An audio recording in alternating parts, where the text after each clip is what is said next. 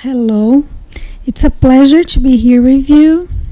I think very few of you know me. It's the first time actually that I'm participating, and I think I need to start by introducing myself. You can call me Gracy. I'm Graciele, but Gracy Aquino to the closest ones. And if I can bring something good to you, this is all I want. We received this invitation and it was completely unexpected. I must admit I was not counting on it, but as nothing happens by chance, there must have been some kind of planning on the part of the spirituality, because exactly on the 16th of June, I was dreaming of receiving an invitation like this, coming from a dear friend, João, to take part in a lecture. I didn't know exactly which or what I would do, but we received this notification, and the spirituality, knowing us, must have found a way to make sure there would be no refusal. In fact, I'm very shy. I've never been a lecturer and wouldn't have much to bring to you, but if there was a warning of such a magnitude, maybe it's because there is somebody there very special that needs to listen to what I have to tell you. It may be anyone, it may be no one, or it may be exactly you. And what do I have to tell you today? I have to tell you a little bit about my story with Chico, with Spiritism, and the tribulation that showed up on my way in my life. About 10 years ago, I lost my eyesight. I know it doesn't show, many people won't believe it. My family sometimes forgets it. I myself forget it, that happens a lot. And it all happened so unexpectedly, and at the same time, I was so supported.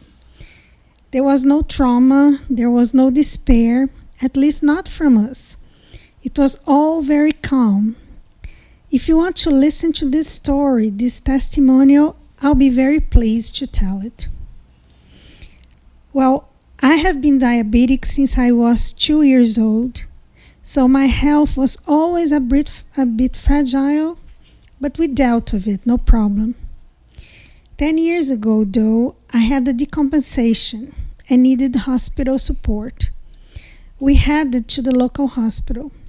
We expected that the blood glucose would be normal in 2 or 3 days and we could go back home.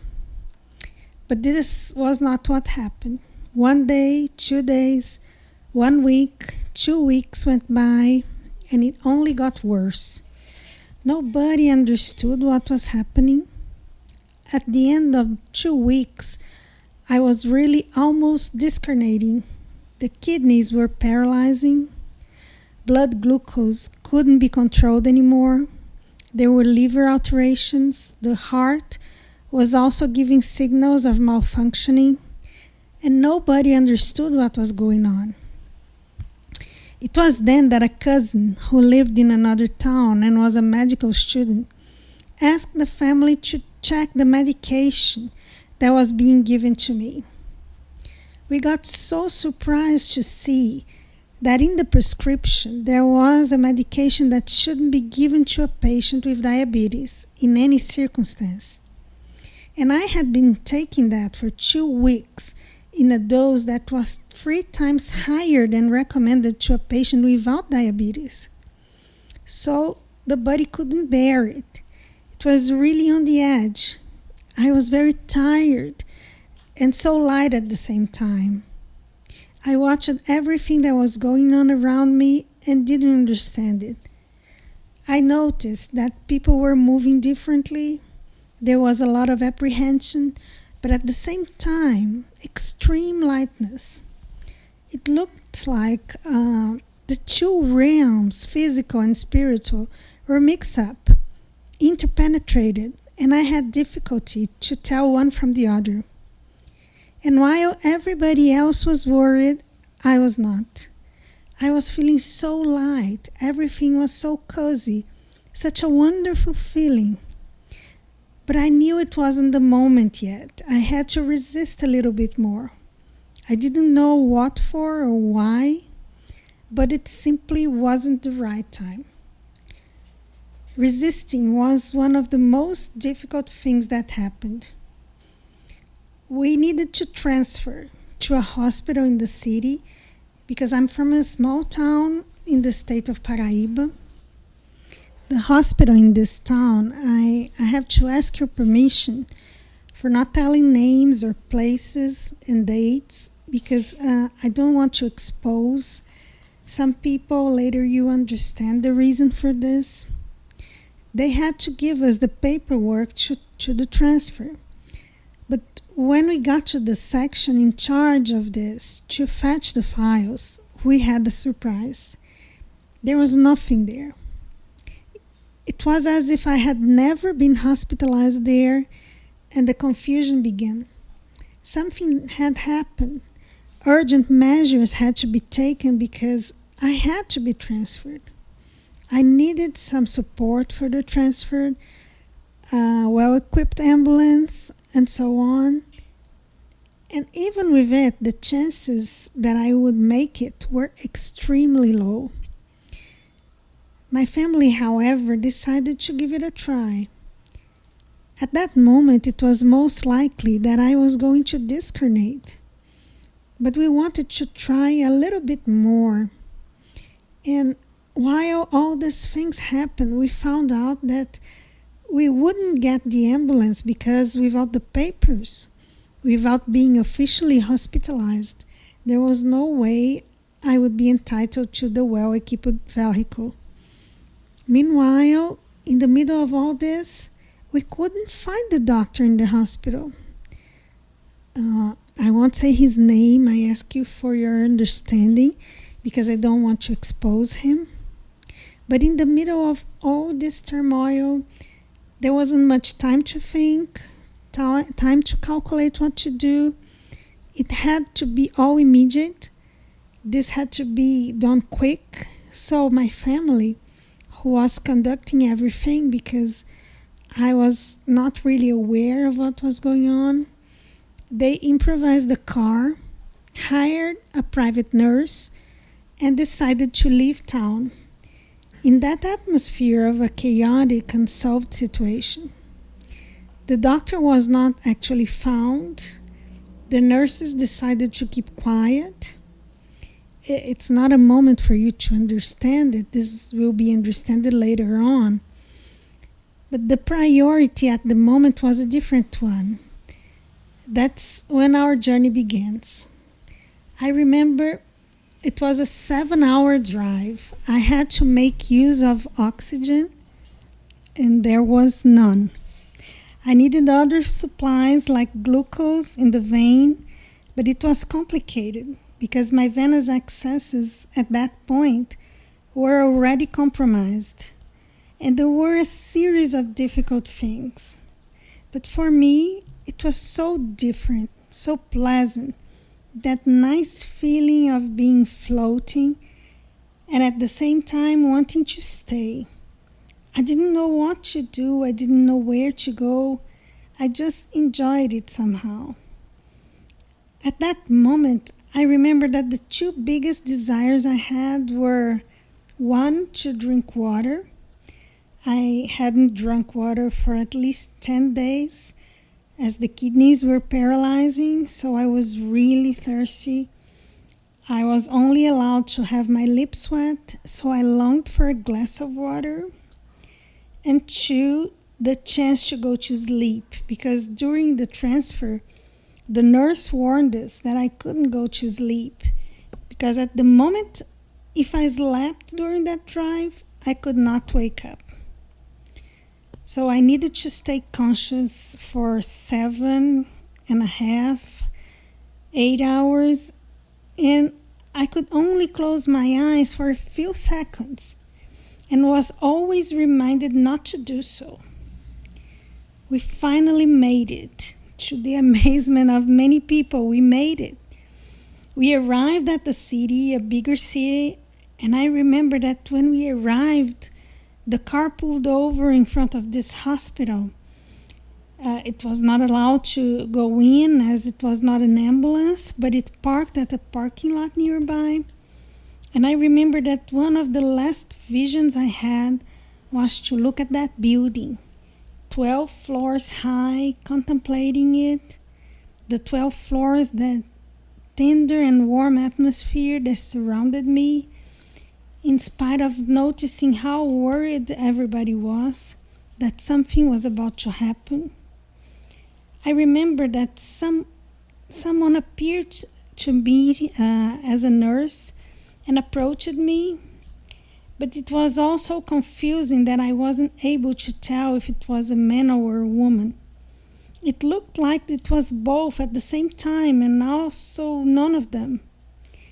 Anyway, it was a person who seemed to be a good friend, so reliable. I remember this person, trustworthy, touched my face and said, "Good, that's all. Now you can rest." And then it was like my desire coming true, and so I rested. Finally, I closed my eyes as I had been longing to do for some time. And I heard later when I woke up at the intensive care unit that I had been on a coma for days. I had lost consciousness. When I asked about that person who helped me, nobody knew who it was. Nobody recognized him or her. Nobody saw it, only me. But it was very good.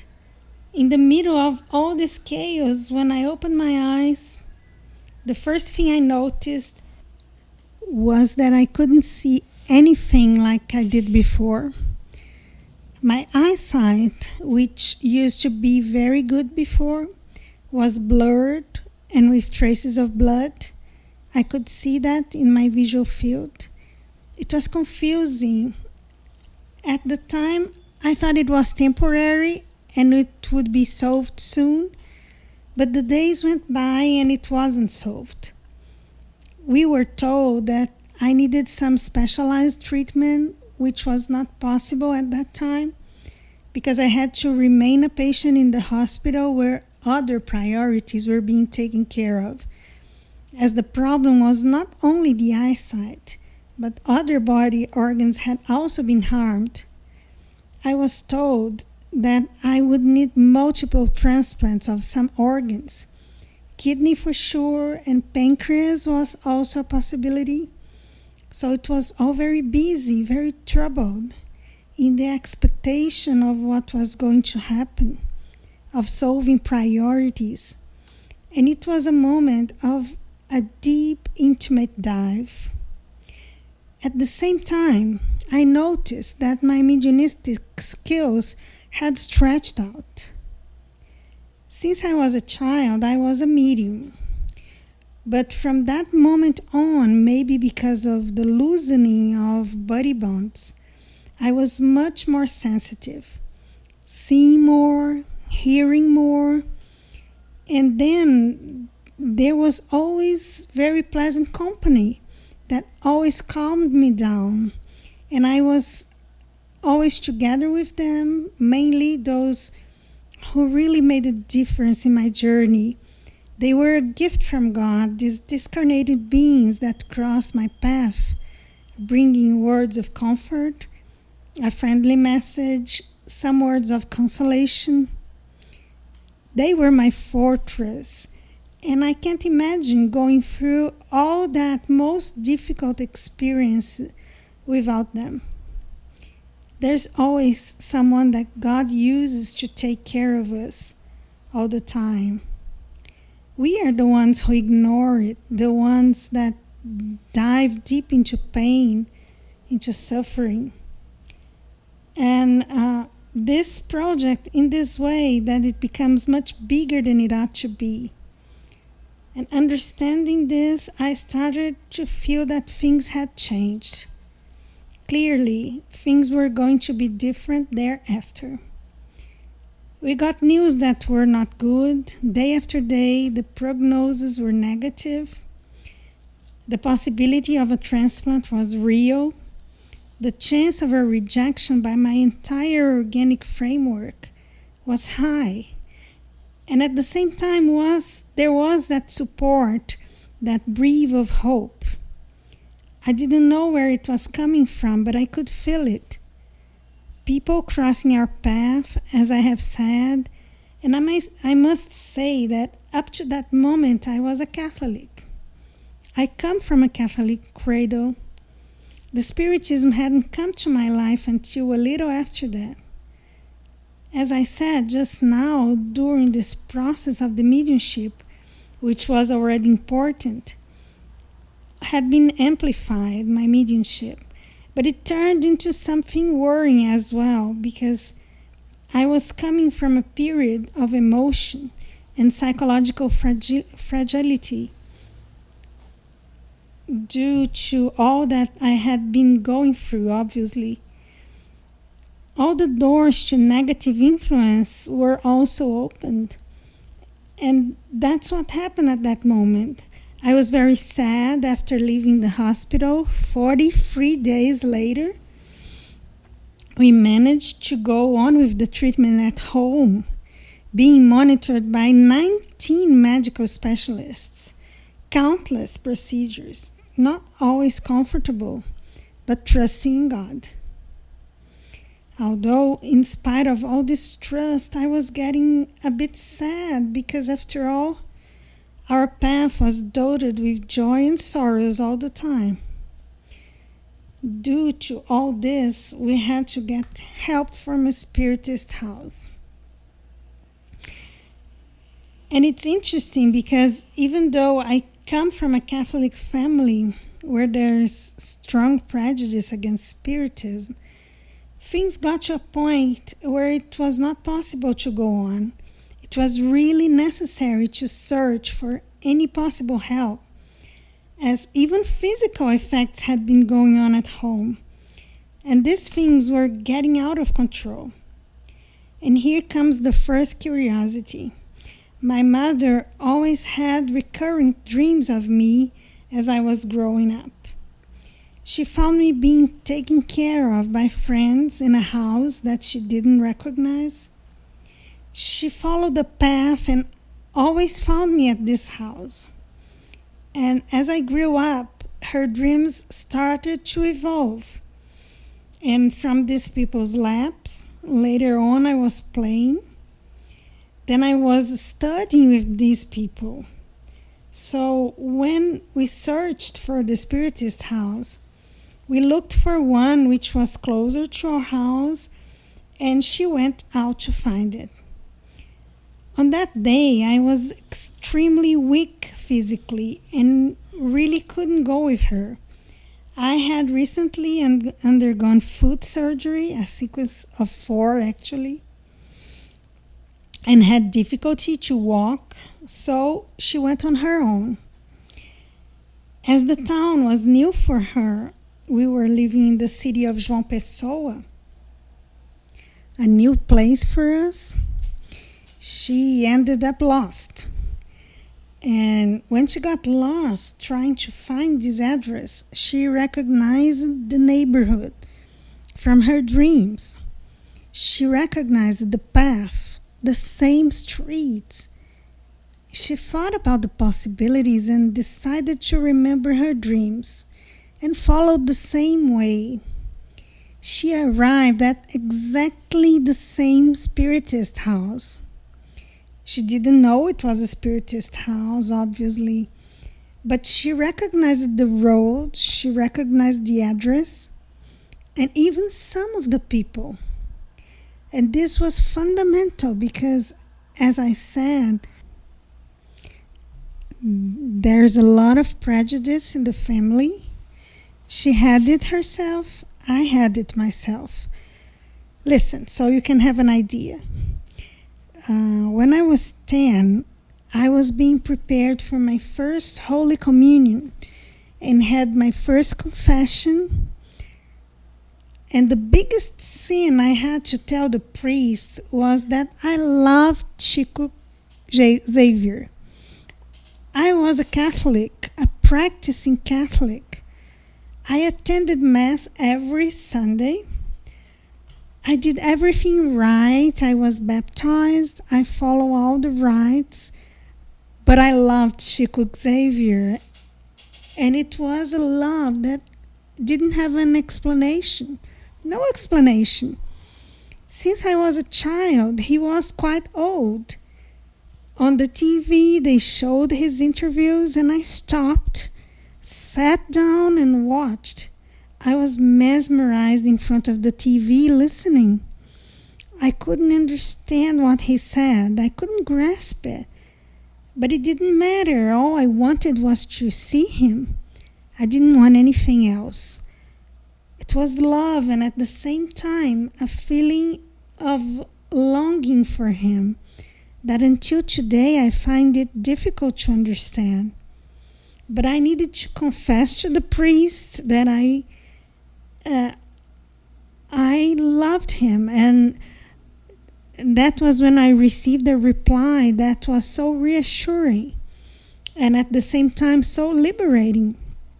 At that moment, the priest said to me that I didn't need to worry, that love was not a sin, that I could go on loving Chico Xavier like that, truly, because he was someone who did a lot of charity. He was someone who spoke about Jesus in a beautiful way, and he himself admired Chico, and there was no problem in that, even though he told me to say the Lord's Prayer and Hail Mary as a penance. I did it with a light heart. I did it. So since childhood, I nurtured this love and longed for Chico.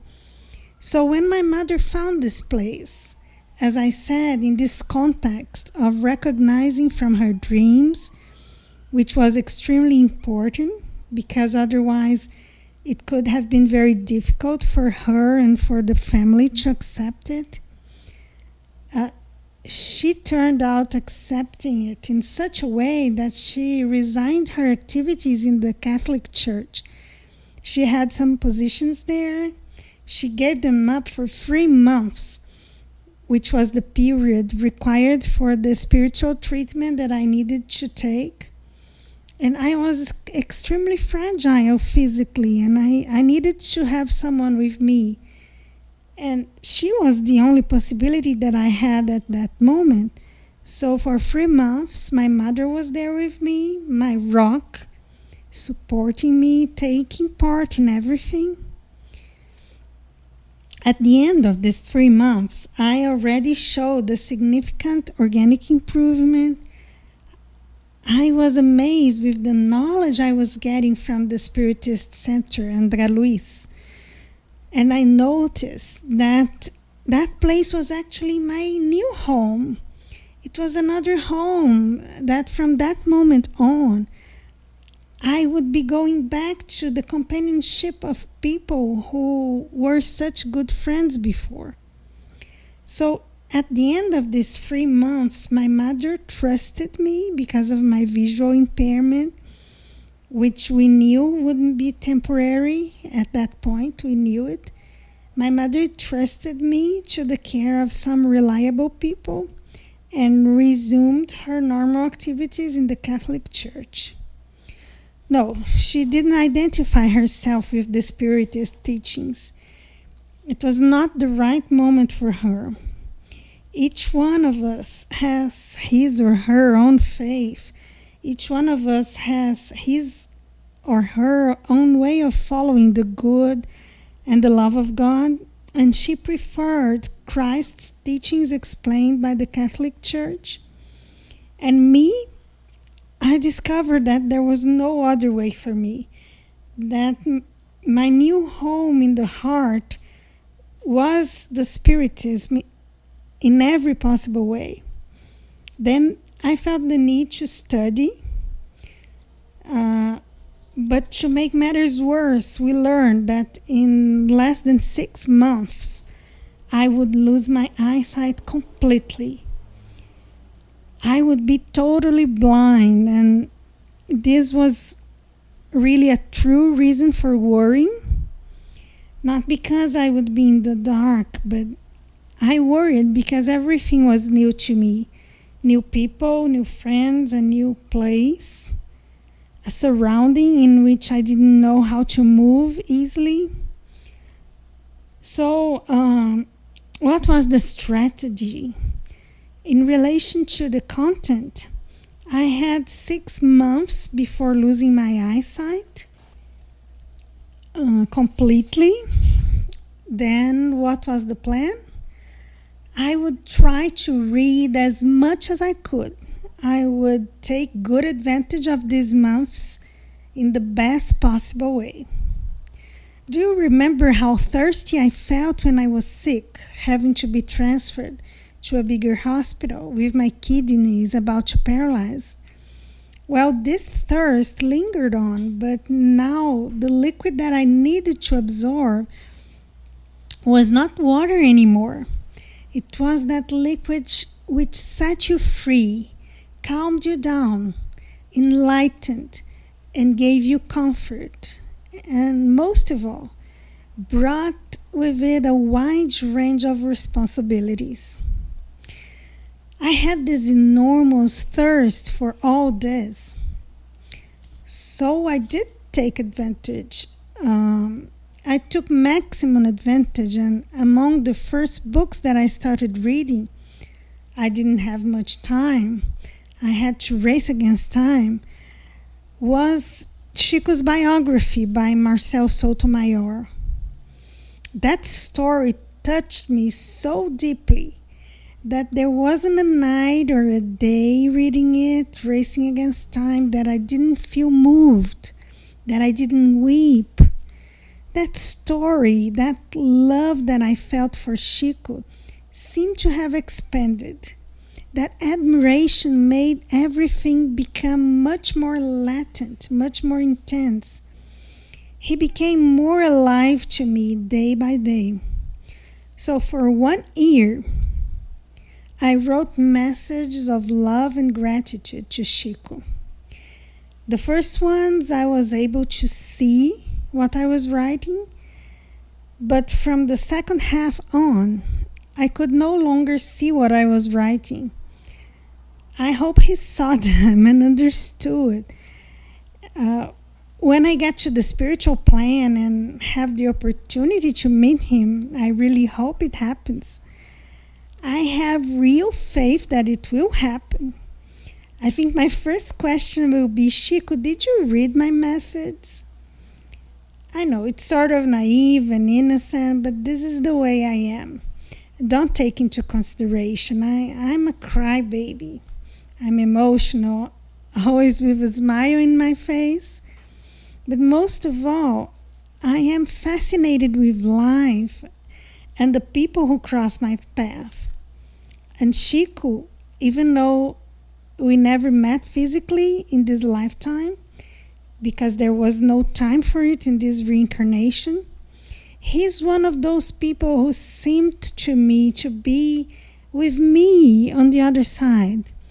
I have the sensation that he lives in a small house not far from where I live. That at any moment when I miss him, I can manage to go over there, knock on the door and say, Chico, I'm here. Can we talk? And I do this. I do it in my thoughts. And how good it is. How liberating it is to know that how important our thoughts are. They have power. We can shape so much for them. So much we can transform. We can transform paths, consciences, and go back a little bit in time. Maybe there's some of you wondering what happened before about the situation with the doctor. Did it stay like that?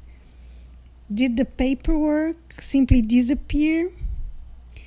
Was ever she in the hospital? Did anybody ever talk about it? I'm going to tell you so you can notice that at every moment we receive great opportunities, and how our way of conducting things can change paths.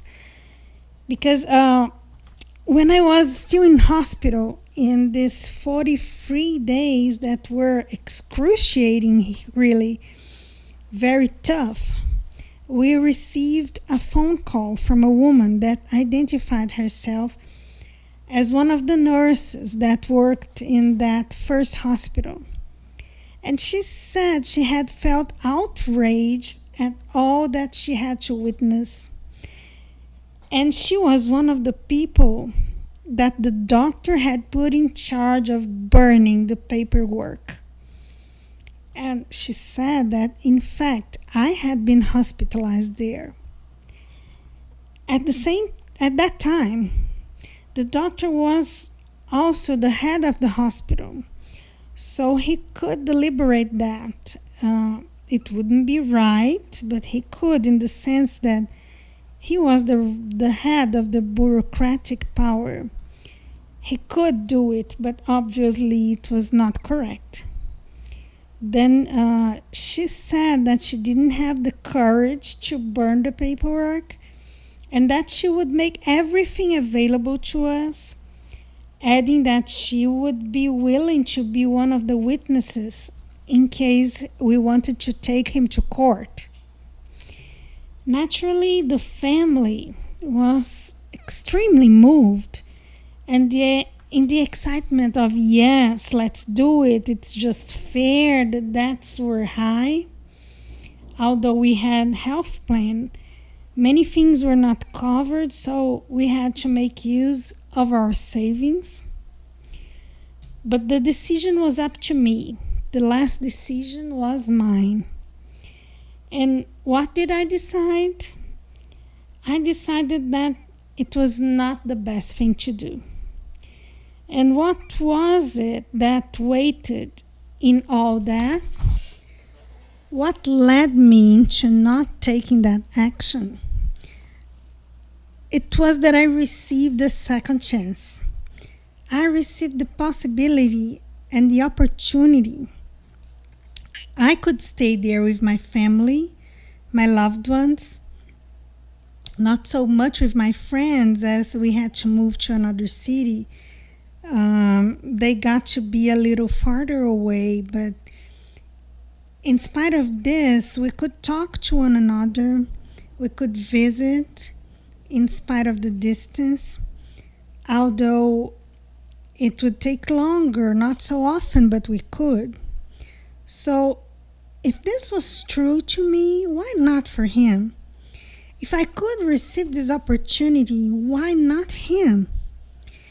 And there was something else that waited even more than this.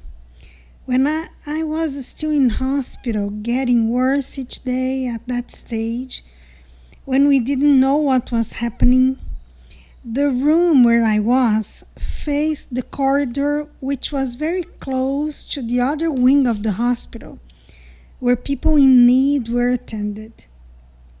While I was there at all times, we could see people saying goodbye, getting discharged from the hospital, and I heard so many thank yous and I saw so many smiles. I'm going home, I have recovered, thanks to Dr. So and so. I won't say the names, let's preserve them. I was so touched. There were so many people, and I imagined, what if that man was a grandfather of mine? What if it was my father being discharged? What if that lady was my mother? It could be, couldn't it? Then I was taken by a feeling of wanting to thank him. He's human. This doctor is human. We can make mistakes. All of us can make mistakes in the field of medicine. The professionals are entrusted with so much in a way that, sure, it's a big responsibility after all. They're dealing with life from the organic point of view. But it's a thing that always touched me. They can also make mistakes. They don't do this on purpose, at least not most of them. And we have a genuine faith in this. Why not this doctor? And if he failed me, he succeeded with so many people? Why would one failure be worth more than so many successes? Where is the justice in this? No, I wouldn't do that. Of course, my family didn't understand it immediately. A battle was necessary. But I managed to convince them. They understood my point of view, and I remember that before I fell into coma, before my eyesight was damaged, one of the last clear images that stayed in my visual field, in my memory, must have been of this doctor. Because every time he went to visit me in those 2 weeks, to know how I was doing, to accompany me, he was the one who came in with a smile, a word, a touch. He shook my hand and said that I was going to get well. And I believed in him so much. Things didn't work out as well as we expected, but seen from other ways they did. Those people, how many of those families had their dear ones at home? How many of those families celebrated? How many children had their parents, those little ones? No, I had to say thank you. And this was the way that I found to say thank you, not to go to court, since this would be very harmful. We never talked again. We didn't know what happened to him. Possibly he made a mistake. But I like to think that actually there are no victims in this story, like in any other. It was an encounter of needs. It was a need of ours, a need of my family, of those who cross my path, and those who will cross it, of you who is listening to this testimonial. So why not? Why not thank him for having accomplished something that was entrusted to him? And if he made a mistake in the abuse of power in relation to the paperwork, who among us could say that in the same situation, being the family provider and the head of the hospital, which allowed him to do this in a moment of panic, knowing that he could eventually lose his license to practice medicine, could be prevented from clinical practice? Who could say, I wouldn't do that? No, this was completely wrong. In this position, I wouldn't do that. I wouldn't have the courage. Well, I say from the bottom of my heart, only experiencing it, I would say I wouldn't do it.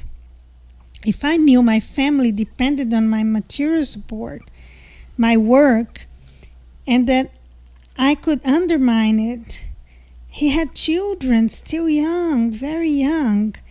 I don't know if I were in this situation, so how to judge? What right do we have to do that? I know we judge practically all the time in small situations, but the Spiritist doctrine came and reminded us of our responsibility. Well, so everything happened simultaneously. And it was funny, not so funny. Funny is not the right word. It was magic, really magical in the most beautiful sense that this word may have.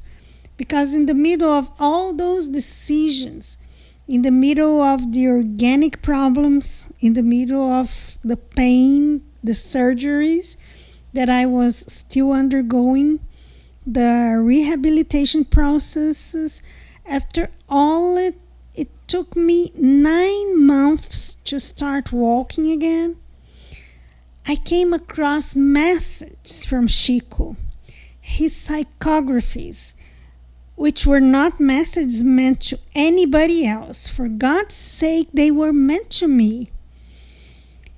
I understand that they weren't really for everybody, but they were so deep, so touching, so clarifying that just imagine I couldn't walk properly because, in fact, my feet were bandaged from the surgeries. I had had problems during to the long time lying in the hospital bed, and all of the sudden you come across a message, always trust, from May May, saying that although your feet are bleeding, to trust, to put the faith above all, to work, to assist, even though the feet were really bleeding. That message was for me. It was the path being signaled. It was so. That was the difficulty. I had the lesson there. Chico had psychographed not one but dozens of messages because the days were going by and I went on with my reading, each time with more difficulties, it's true, but the little I was able to do transformed me so much, liberated so much, gave me so much hope. How was it possible not to follow? What is the purpose of the theory if not the practice? I needed to practice, and that's what I've been making an effort to do since then, practice. And Chico, who was a part of my childhood, of my youth, started to be a part of my adulthood in a much more latent, much more vibrant way. Through his work in mediumship of pure light, he lit up the paths the spirituality used him. For God's sake, how grateful I am to these spirits. In the moments of the biggest difficulty, of the greatest pain, of the greatest uncertainty, they asserted what was the path. Only one, Jesus, our model and guide. It's there in question 625 of the Spirit's book that all good spiritists should know. If a spiritist is born like that from the cradle, he knows it and memorizes it.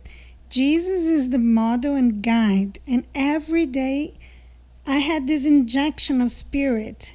So I noticed that when it hurt, when the body hurt, when the heart hurt, when the uncertainty hurt, I noticed that something set me free. And what was it? Hope, trust, fidelity, and faith. This is the word that goes back to its origins being in Greek or Hebrew. It comes from fidel, from trust, fidelity really. So if Jesus is our model and guide, I need to, and here I speak for myself, I need to have a relationship of fidelity with the one I adopt as a model, with the one I propose myself to follow. If he is my guide, I trust, I surrendered myself. And Chico in this whole process, and this I must repeat 1,000 times, not to everybody who listens, but to myself, because every time I say it, it seems that I overflow with more love, with more gratitude.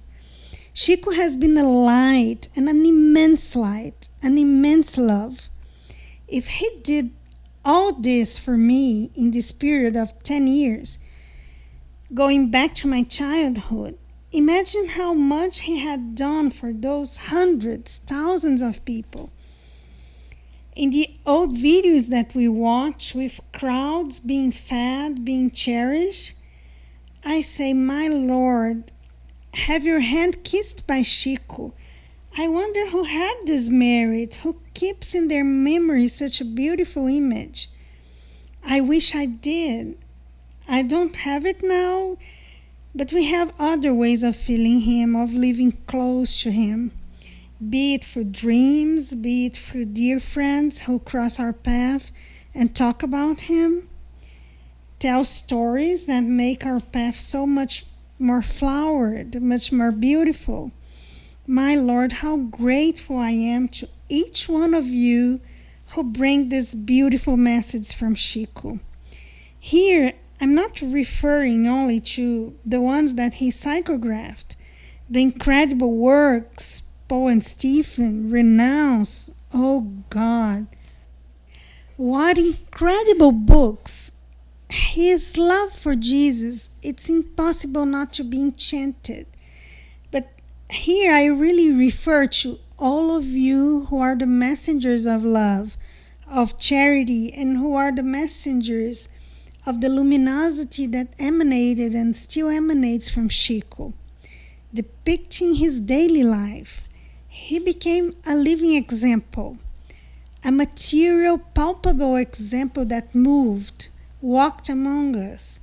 Very recently, the fact that it's possible to be like him if we dedicate ourselves, if we try hard. It's not necessary that heaven and earth move, that they are transformed.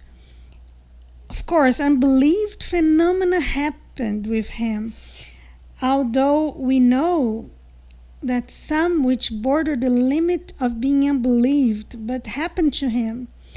He brings such simplicity, such purity. Like, go ahead, do it, try it. You too, try your little bit. And I kept thinking about Chico's social assistance work, for example. Chico feeding millions, distributing bread, soup. And I kept wondering which one was the first bowl of soup. There were so many throughout the years, and it goes on, like, since his work reflects even today. Friendly hearts that love him, hearts that welcome him with generosity and genuinely carry on pursuing this beautiful work. But I keep thinking it's a scary volume, a giant enterprise. And why not take a little part in this? Why not do my part?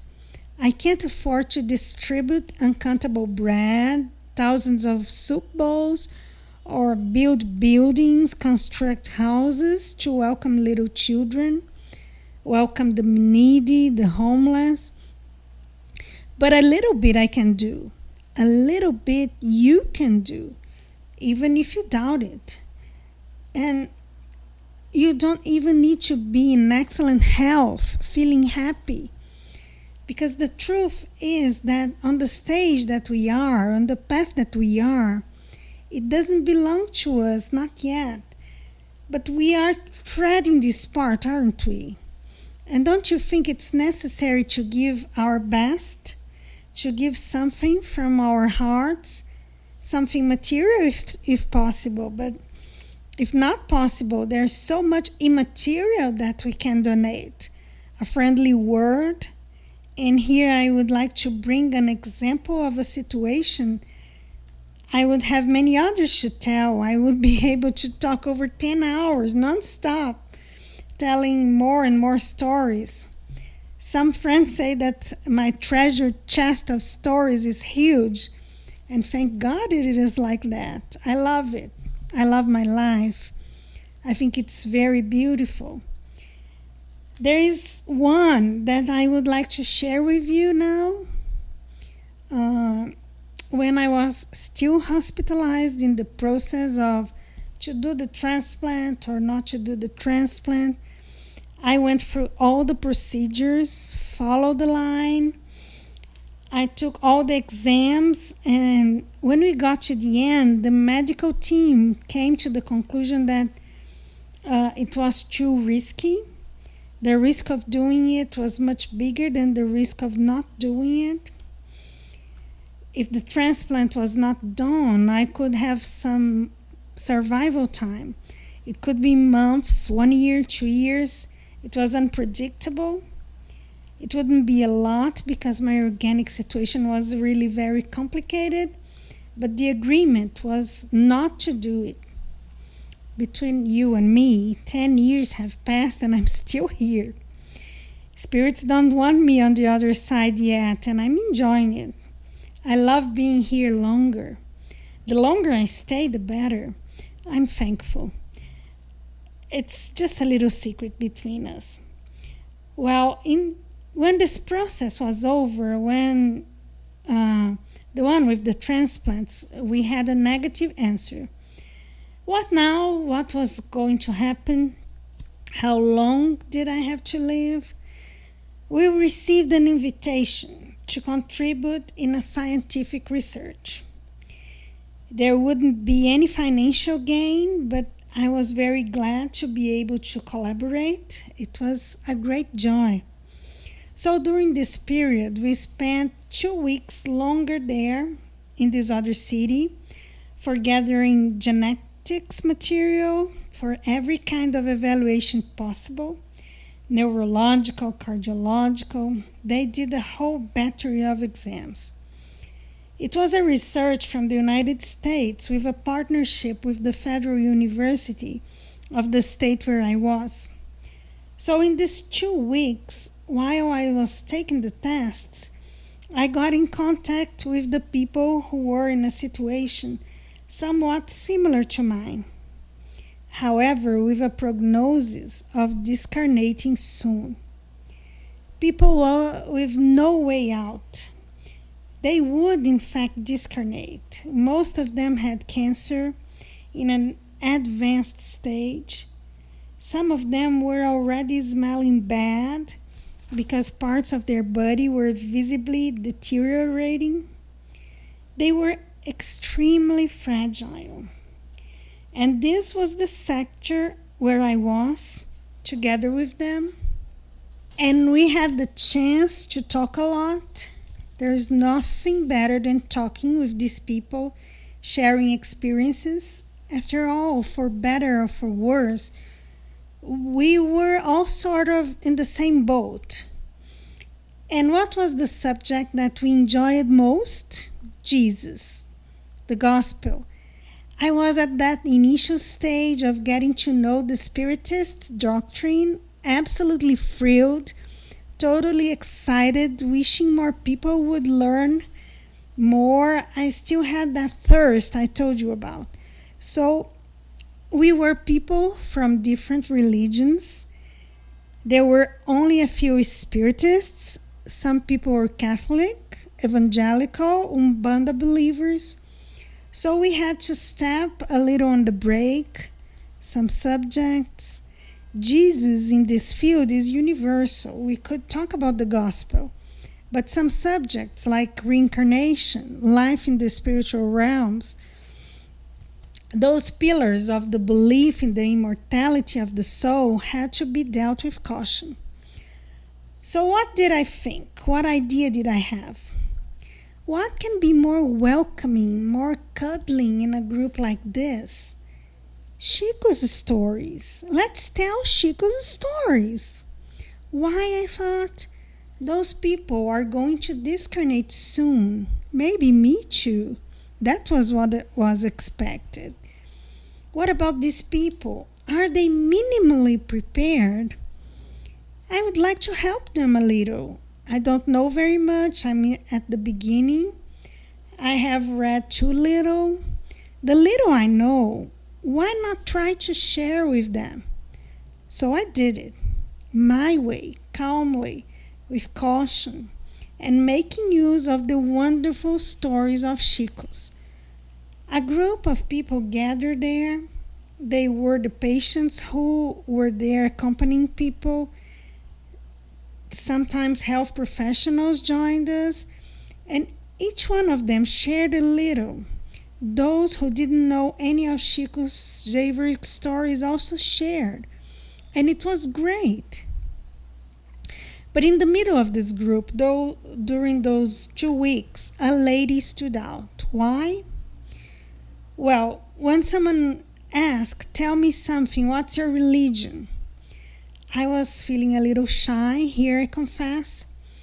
Maybe some won't admit it, but it's very common among us that in those early transition periods between being Catholic or any other denomination, and you start to recognize yourself as a spiritist, it is as if you're treading on a ground that you know it's safe, but you're not sure, you feel a little embarrassed. Should I say it or not? And that was the first time I publicly assumed to be a spiritist. Then I took a deep breath and said, I am a spiritist for the first time. And then some people started saying, look, oh God, I'm not. But one lady who listened to everything with attention turned her back to me. She didn't look in my face anymore. She turned her back to me. She wasn't able to talk because her cancer was very advanced. It was all in the area of her throat, so she had her throat all bandaged to stop the fluids that came out. She didn't have a nose anymore because her respiration tract was damaged. She was at a stage which was very painful, and she was evangelical. It was not a case of prejudice. There's such a thing on the part of many evangelicals, but it was not her case. Her case was special. So she turned her back to me. Of course, it hurt me. For me, it was very difficult to digest. Then I swallowed hard, but I thought the other people were receptive. So let's go on. If there is only one who listens to us and turns out discarnating, if he or she had the minimum guidance, at least the one I can provide, it might be helpful. And we carried on along those 2 weeks. What is surprising is that that lady had the possibility of simply not taking part in that group of discussion, of not sitting together with us. She could move, but she didn't. She came every day. However, when she got there, she stood up and turned her back to me, as if she was making a protest. She couldn't speak, but she kept on listening. Naturally, it made me sad, but we went on. That spark of hope, at least she was listening. It might be helpful, I don't know. I know it's just a while, but unexpectedly, something that we may bring. There was the other people of the group too cooperating, each one bringing their experience. Everything is valid. Everything you do from the heart in the name of Jesus is valid. And all of us were there in this way. So at the end of the second week, there was nothing else for me to do there. I had completed all the steps of the research. I had signed the contract. Everything had been liberated. All the use of the exams had been released. Anyway, there wasn't anything else for me to do there, so I was going back home, and we went to say goodbye to the group, and there was all that emotion, and again she gave her back to me.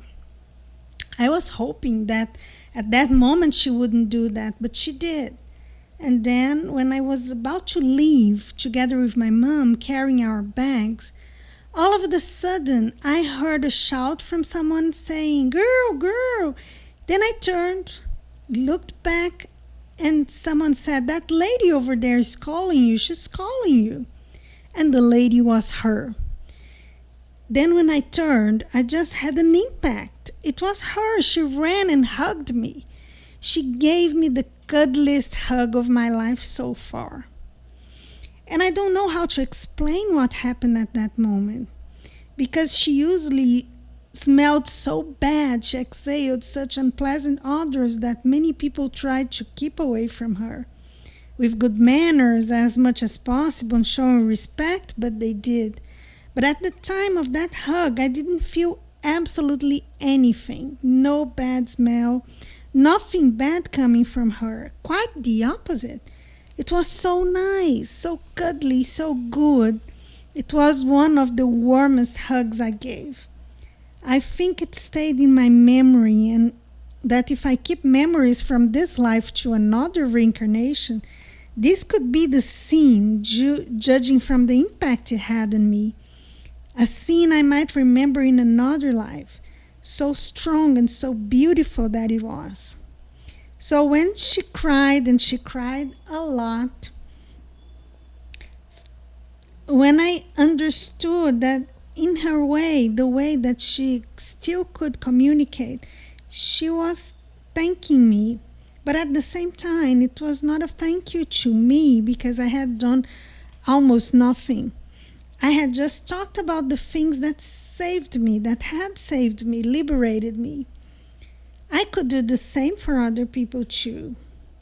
Then, when we said goodbye to one another, I still remember her companion saying that she was sorry. Please, I'm sorry. You should take a bath. You're not smelling so well. I remember that I tried to smell myself, but I didn't feel absolutely anything of that.